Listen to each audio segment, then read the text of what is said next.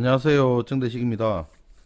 오늘 12월 8일 오전에 국토부에서 재건축 안전진단 합리화 방안을 발표를 했습니다. 주거환경 평가 비중을 대폭 강화를 하면서 조건부 재건축 범위도 축소를 좀 했거든요. 국민주거 안정 실현 방안의 후속 조치로 해서 이제 재건축 안전진단 합리화 방안을 발표했는데, 예전에 이 주거환경 중심평가 안전진단 도입하면서 주거환경에 대한 평가를 억수로 강화했었거든요. 한번 보시게 되면 우리가 평가 항목별 가중치가 있는데, 크게 구조 안정성이 있고요, 주거 환경이 있고, 설비 노후도, 비용 편의, 이렇게 해서 네 가지의 어떤 평가 항목이 있었습니다. 구조 안정성이 50% 정도였었습니다. 50%였는데 재건축 판정 여부가 구조 안정성 점수가 높다 보니까 구조에 대해서 안정성이 있느냐 없느냐, 거기에 따라서 점수가 크게 좌우되는 그런 문제가 발생이 됐죠. 그런데 쉽게 말해서 이렇게 재건축 안전진단은 문재인 정권과 다르게 윤석열 정권에서는 규제를 엄청 풀어주겠다는 겁니다. 풀어주려고 마음만 먹으면 언제든지 풀어줄 수 있죠. 그래서 이제 구조 안정성 점수를 30%로 이제 점수 비중을 낮췄습니다. 그리고 주거 환경도 30%로 더 올렸고요. 설비 노후도 5% 올려서 30% 이렇게 평가 항목별의 가중치를 개선을 했습니다.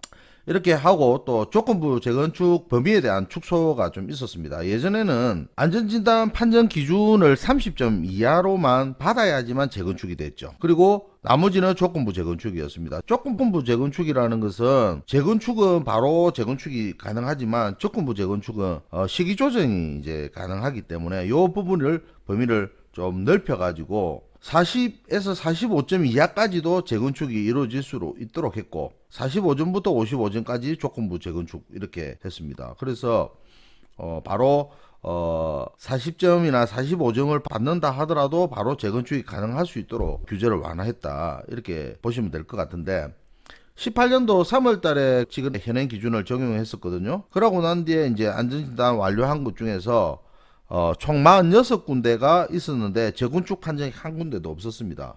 쉽게 말해서 이렇게 재건축이 쉽게 되지 않도록 재건축 판정 기준을 아주 빡시게 해놨기 때문에 실질적으로 재건축이 안 되는 거죠. 그리고 이제 적정성 검토할 때 조건부 재건축에 해당이 되면 1차 안전진단 내용 전부에 대해서 이제 그 공공기관 적정성 검토를 받아야 되는데, 이때 비용이 많이 들었어요. 비용이 많이 들었고 또 기간과 추가 비용이 소요되면서 안전진단 판정이 거의 안 되는, 또 장기화되는 그런 문제가 좀 있었습니다. 그래서 적정성 검토에 1억 원이 이제 추가로 소요되다 보니까 이제 이 부분을 완화를 해서 조건부 재건축이라도 이제는 공공기관 적정성 검토를 이제 거치지 않고 바로 시행될 수 있도록 개선했는데, 다만 지방자치단체가 요청하는 시에만 예외적으로 이제 적정성 검토를 하는 걸로 이렇게 완화를 했다. 상당히 해주려고 마음을 먹었죠, 그죠?